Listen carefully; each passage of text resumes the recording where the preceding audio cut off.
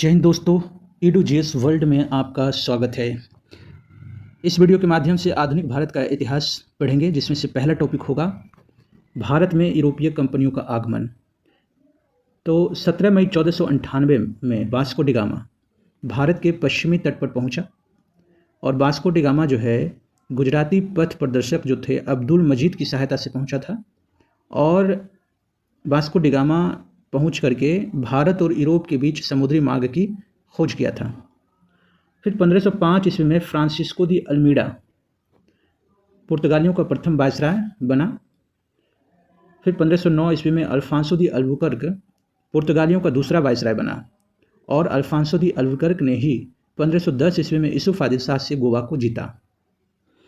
फिर पुर्तगालियों ने पहली व्यापारिक कोठी कोच्चिन में स्थापित की और पुर्तगालियों के बाद भारत में कौन आए? डच आए और प्रथम डच यात्री कॉर्नेलियन हॉटमैन थे। 1596 ईस्वी में भारत के पूर्व सुमात्रा में पहुंचा था और डचों ने प्रथम व्यापारिक कोठी जो है कि 1605 ईस्वी में मसूलीपट्टनम में बनाया था और यहीं पर उसने अपने स्वर्ण सिक्के पैगोडा को मसूलीपट्टनम में ही ढाला था।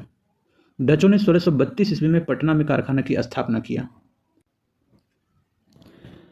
फिर जो है कि कोलाचल की लड़ाई जो है त्रावणकोर के राजा मार्तंड वर्मा ने 1741 ईस्वी में एडमिरल डी लेनॉय के डच ईस्ट इंडिया कंपनी की सेना को हराया था। यानी डच ईस्ट इंडिया कंपनी के जो कमांडर थे डी लेनॉय था, उसको 1741 ईस्वी में त्रावणकोर के राजा मार्तंड वर्मा ने हराया था। किस युद्ध में? कोलाचल की लड़ाई में। डचों का अंतिम रूप से पतन 1759 ईस्वी के अंग्रेजों एवं डचों के बीच हुई बेदरा के युद्ध में हुआ। यानी बेदरा के युद्ध में डचों का अंतिम रूप से पतन हुआ। ये कब हुआ? 1759 ईस्वी में।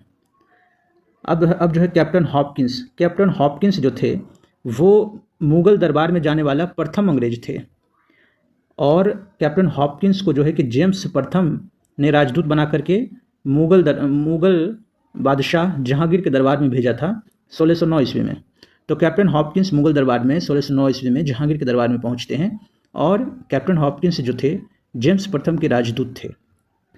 अंग्रेजों की व्यापारिक कोठी की बात करें तो अंग्रेजों ने पूर्वी तट पर प्रथम व्यापारिक कोठी जो है कि मसूलीपट्टनम में 1611 ईस्वी में स्थापित किया और जबकि पश्चिमी तट पर अंग्रेजों ने जो है कि सूरत में व्यापारिक कोठी का स्थापना 1613 ईस्वी में किया था। अब है सर टॉमस रो जो है कि जेम्स प्रथम का ही राजदूत बनकर दूसरा राजदूत बनकर आया 1615 ईस्वी में जहांगीर के दरबार में। इसके बाद है सुनहला फरमान की बात। सुनहला फरमान जो है कि 1632 ईस्वी में गोलकुंडा के सुल्तान द्वारा जारी किया गया था और इस सुनहला फरमान में अंग्रेजों को 500 पैगोडा की वार्षिक कर देकर जो है गोलकुंडा राज्य के बंदरगाह पर व्यापारिक छूट की अनुमति दिया था। फिर है कि 1639 ईस्वी में अंग्रेज थे एक फ्रांसिस डे नाम का, जिसने चंद्रगिरी के राजा से मद्रास को जो है कि पट्टे पर लिया और यहाँ पर एक किलेबंद कोठी बनाया और यही किलेबंद कोठी को फोर्ट सेंट जॉर्ज नाम दिया गया, जो कहाँ था? मद्रास में। फिर बम्बई शहर के संस्थापक गिराल्ड आंगियार थे।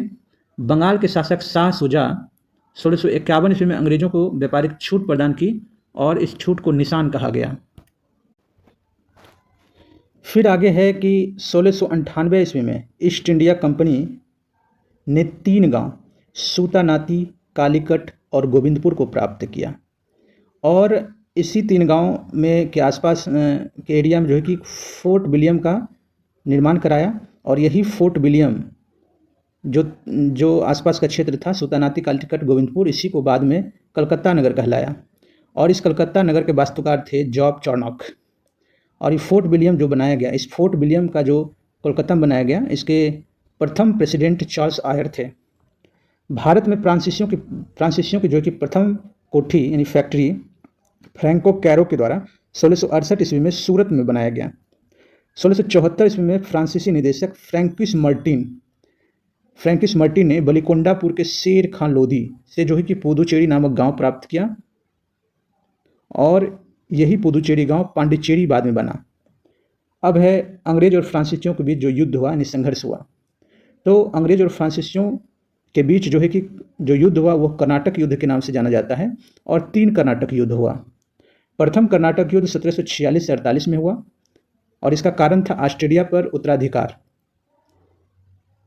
और इस युद्ध के दौरान सेंट टोपे के युद्ध में जो है कि फ्रांसीसी सेना की जीत हुई, फ्रांसीसी सेना ने जीता और प्रथम कर्नाटक युद्ध की समाप्ति जो है कि एला सापल की संधि के द्वारा हुआ। अब है दूसरा कर्नाटक युद्ध। दूसरा कर्नाटक युद्ध जो हुआ 1749 से 54 में हुआ और इसका कारण था हैदराबाद और कर्नाटक के उत्तराधिकार को लेकर।